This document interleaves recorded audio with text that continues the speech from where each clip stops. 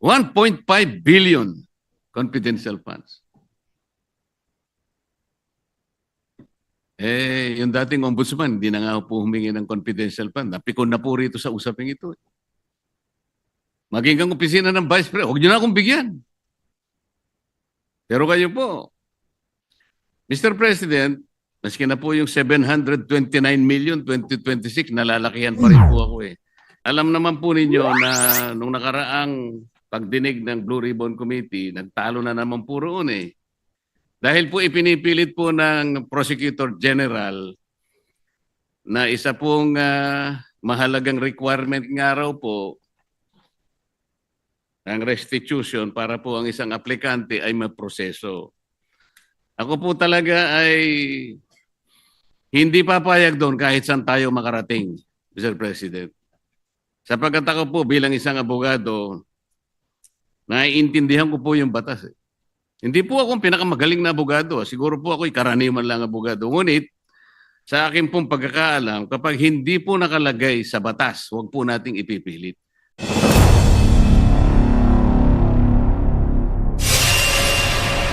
Mr. President, last to interpolate is Senator Dante Marcoleta. I move that he be recognized. Senator Dante Marcoleta is recognized. Salamat po, Mr. President.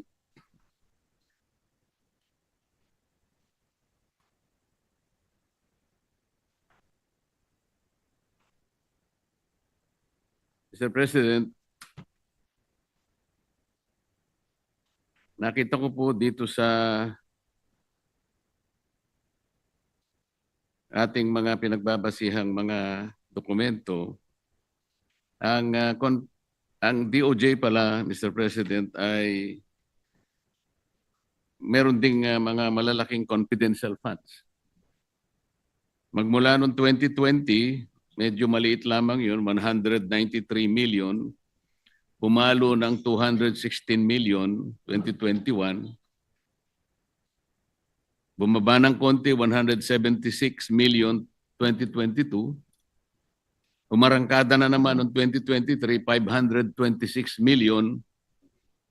Bumaba ng 2024, 168 million na lang. Bigla na naman pumitada ng 2025, 1.5 billion. At ngayon po sa GAB natin na isinumite rito, Sir President, Sir Sponsor, 364 million na lang.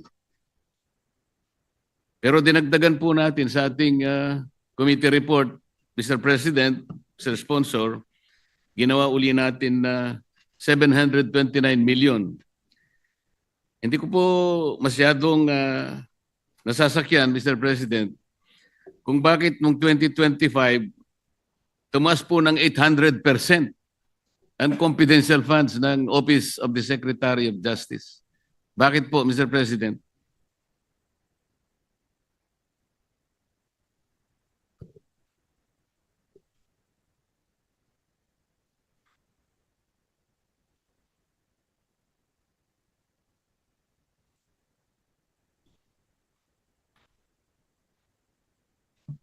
Tama ho kayo, Mr. Senator Marcoleta.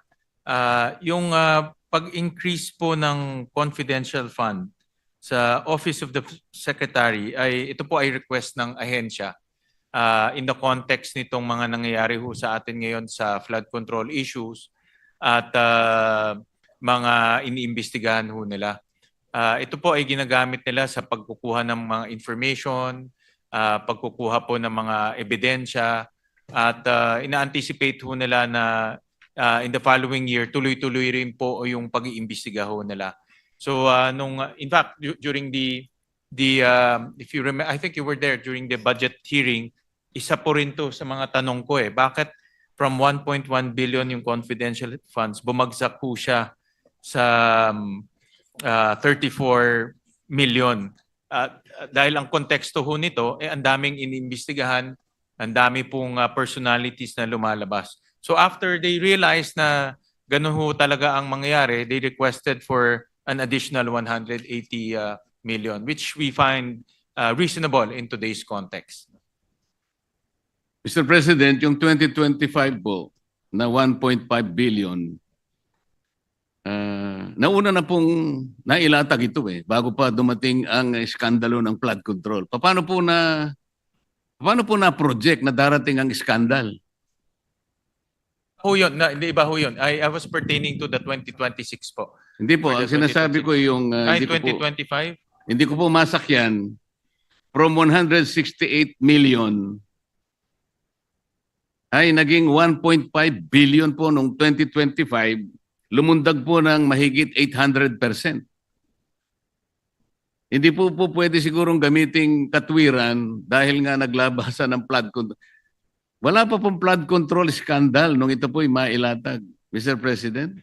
Yung aking paliwanag, Mr. President, is for the 2026 budget kasi diretso ho namin kausap si Secretary Vida. And in fact nga, during the hearing, kung matatandaan nyo, sinabi ko, bakit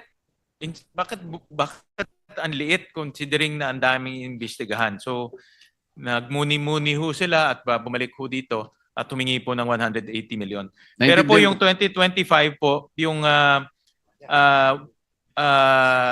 2025 confidential funds, 1.1 billion doon ay congressional initiative. Yung kanilang original confidential funds was only 34 million. Dinagdagan po ng Kongreso. And ang konteksto naman ho doon, that time, iniimbestigahan po yung missing sabongero. Yung po yung pinaka high profile case at that time. May mga case build up na even before. Kaya ho, nag-request ho sila ng ganun amounts. Pero at this time, hindi na ho ganun kalaki yung kanilang ini-request. Ano po yung mga high-profile cases na kinakailangan pong lumundag ng mahigit 800% ang inyong confidential funds? At kailangan ba na dapat ganun karami ang confidential funds ninyo para lamang makapag-usig kayo, makapag-imbestiga ng mga kaso? Ang tinatanong ko po rito, Mr. President, ay yung nakapagtatakang biglang pagtaas na lang na kung ipaliliwanag in general terms na kasi po merong mga high profile, hindi po natin masusukat sa pamagitan ng ganong klaseng pangangatwiran lang. Pondo po ito na bigla na lamang umakyat ng ganong kalaki.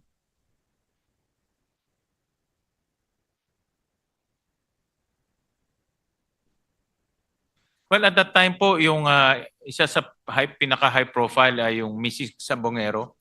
At alam naman ho natin prior to the flood control, ito talaga yung binibigyan ng malaking diin na isang tabi lang ngayon because of the flood control. But at that time, full force of DOJ ang nag-iimbestiga ho nito. At maraming headways na. In fact, nakita na nila yung mga patay sa Laguna Lake at yung mga buto sa Laguna Lake.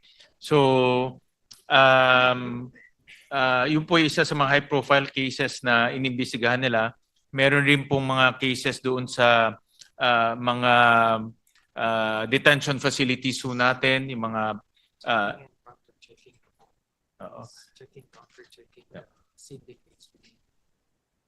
yeah. So yung mga sindikato po sa loob, yung nasabi po ng ating Senate President, yung mga drug dealers sa loob po ng piitan ho natin na pinomonitor rin nila, kumukuha sila ng mga information at intelligence para po matukoy nila kung sino-sino ho yun. At that time po, ang POGO was still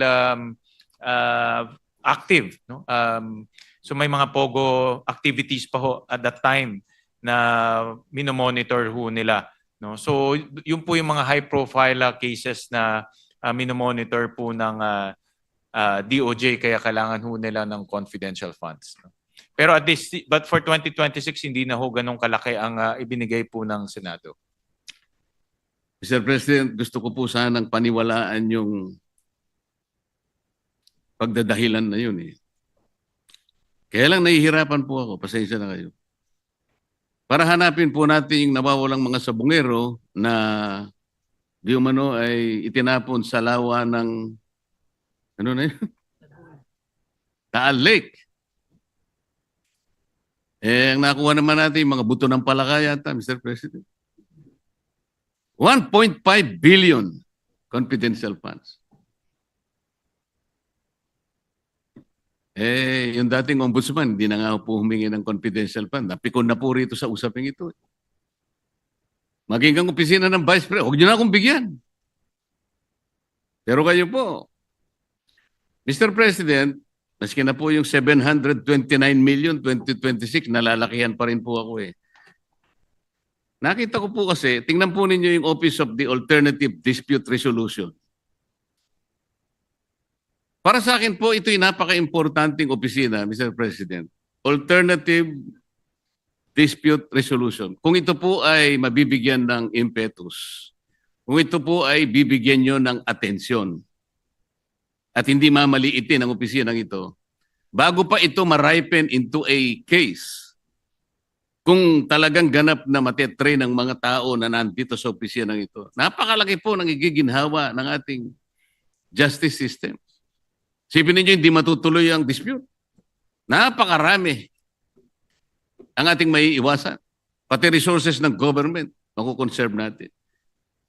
Isip-isipin po ninyo. 2025 GAA, 160 million. 2026 NEP, 160 million pa rin. HGAB, 160 million pa rin. Mr. President, pati ba naman tayo, 160 million pa rin. Nakakawawa naman itong opisinang ito.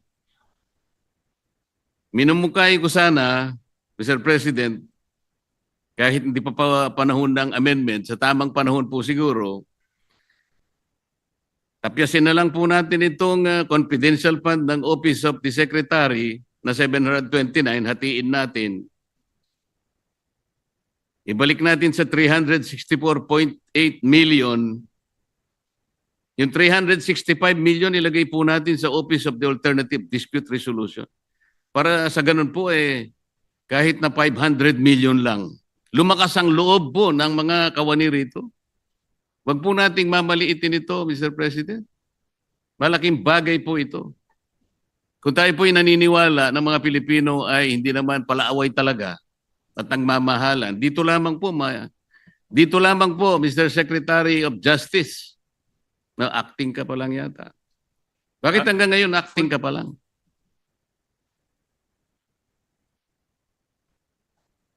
Now, you're not supposed to answer that.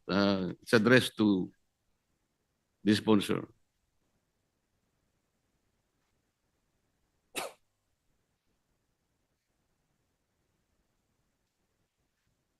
Opo, hindi pa ho siya nako-confirm, Mr. President. So, acting but with the full-fledged powers of the Secretary, Mr. President.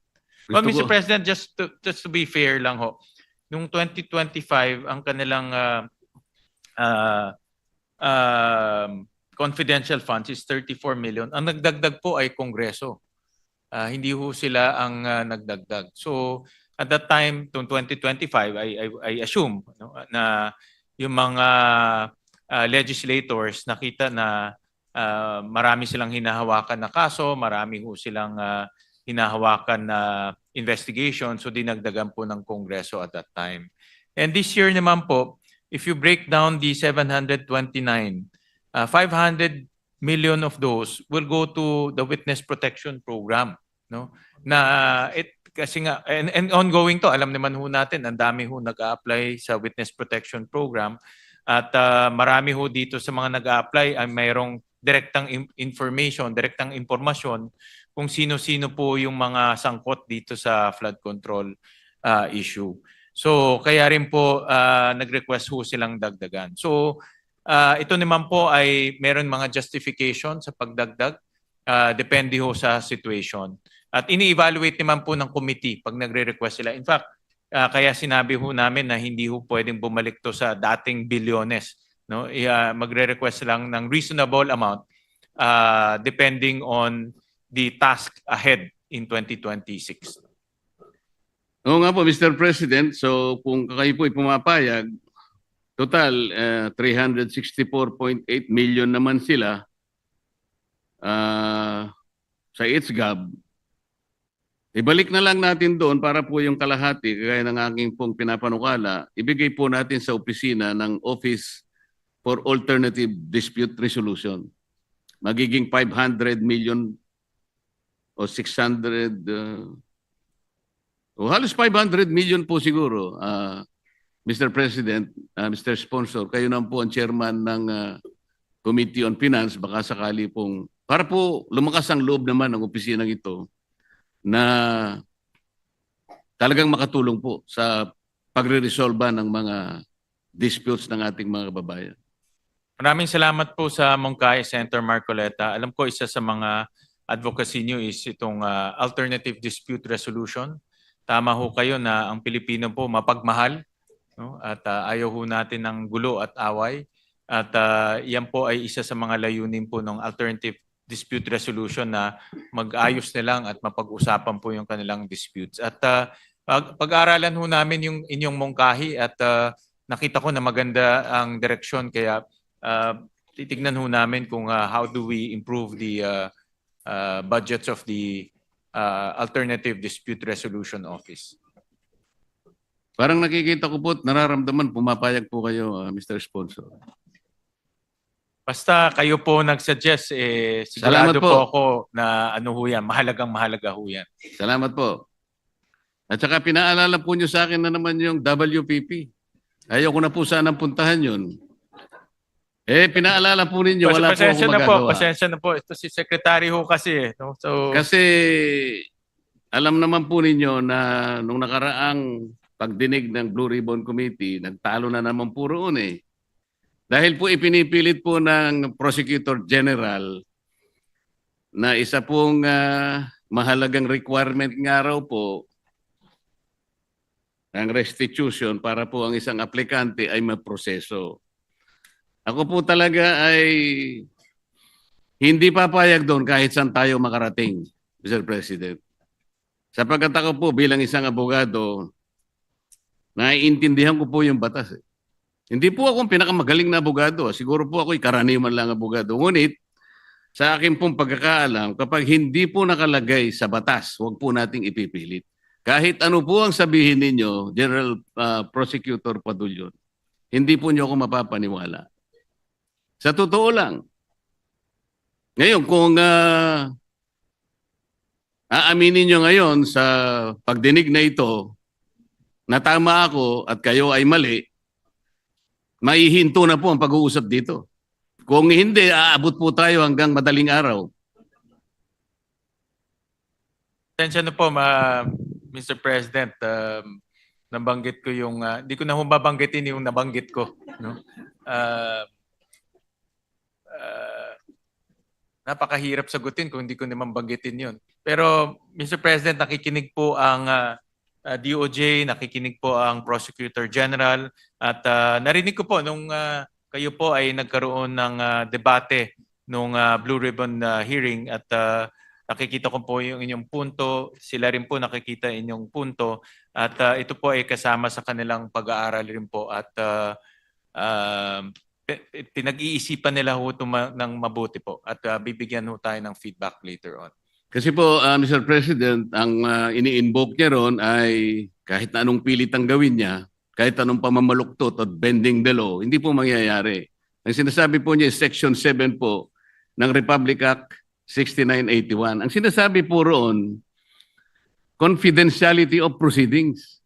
Kasi tinatanong ko po nung panahon na yon, Mr. President, dahil nga pinipilit niya yung restitution, naalala ko, yung si Yusek Bernardo ay nabigyan ng temporary or provisional admission. So tinanong ko sa kanya, so nag-restitute ba ito? Ang sinasabi niya, ay confidential po yun. Saan ka naman nakakita ng sagot na gano'n? Hindi po pwede yun. Gusto ba ni General Secretary Padulyon, Mr. President, babasahin ko sa kanya? Lahat ng indispensable requirements and even the additional requirements kung paano po mapoproseso ang aplikasyon. Ngayon, kung ito po madali lang ang gusto ko sabihin eh. Lahat naman po tayo nagkakamali. Hindi naman tayo sigurado sa lahat ng sinasabi natin. Talaga po ang tao ay nagkakamali. Yun ang pagiging tao. If he has the honor to at least amend himself, sabihin niya lang na naipagkamali ko po yun. Tatanggapin ko na po yun eh. Ihinto na po ako rito. at hindi na natin pag-uusapan ng WPP kahit kailan.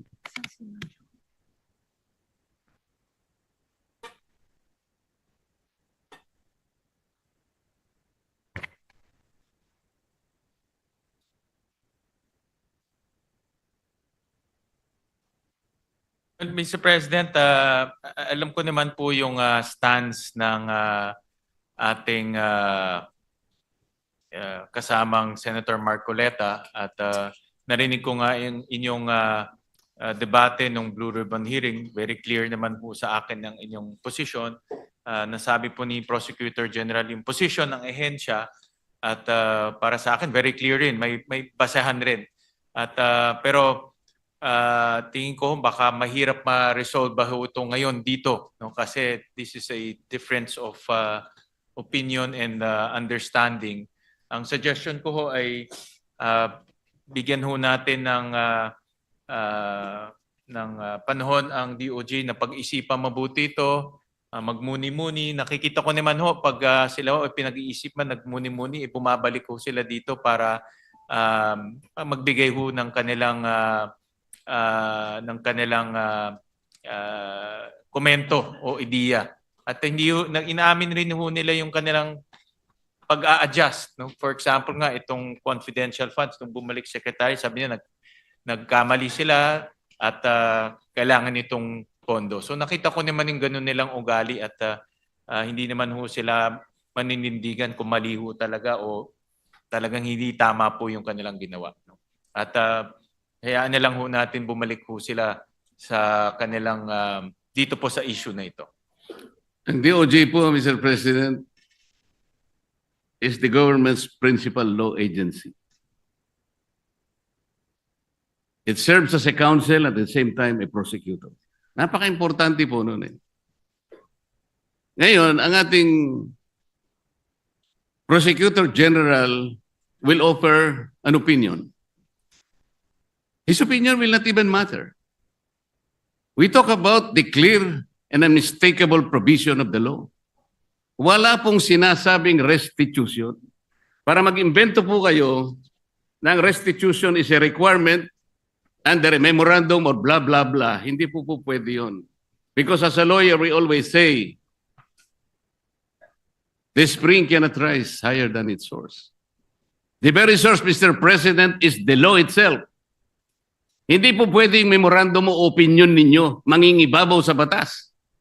Ngayon, nahihiya kayo na aminin nyo na nagkamali kayo. I don't care about it. I care about the public. They should not be misled and mistaken about your opinion.